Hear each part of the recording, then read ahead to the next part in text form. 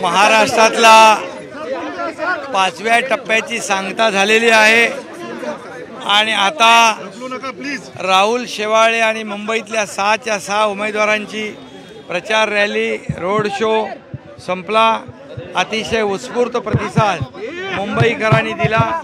महायुतीचे कार्यकर्ते भर उन्हातानामध्ये आज या रोड शो मध्ये सामील झाले होते।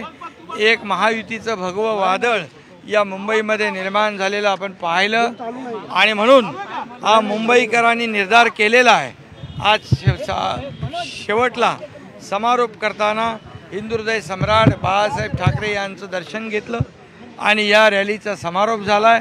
या मुंबईतल्या सर्व मतदारांनी संकल्प आणि निर्धार केला आहे की येत्या 20 तारखेला प्रचंड बहुमताने 6च्या 6 जागा महायुतीच्या विजयी होतील आणि नरेंद्र मोदीजी यांचे हात बळकट होतील।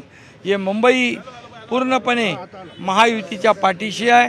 गेल्या 2 वर्षात या मुंबईमध्ये केलेली विकास कामं, थांबलेले प्रकल्प, दिलेली चालना, मेट्रो असेल, रस्ते असतील, सुशोभीकरण असेल, आरोग्य सेवा असेल, या सर्व सेवांना आम्ही प्राधान्य दिलेलं आहे। राहुल शेवाळे यांनी देखील केलेलं 10 वर्षातलं काम।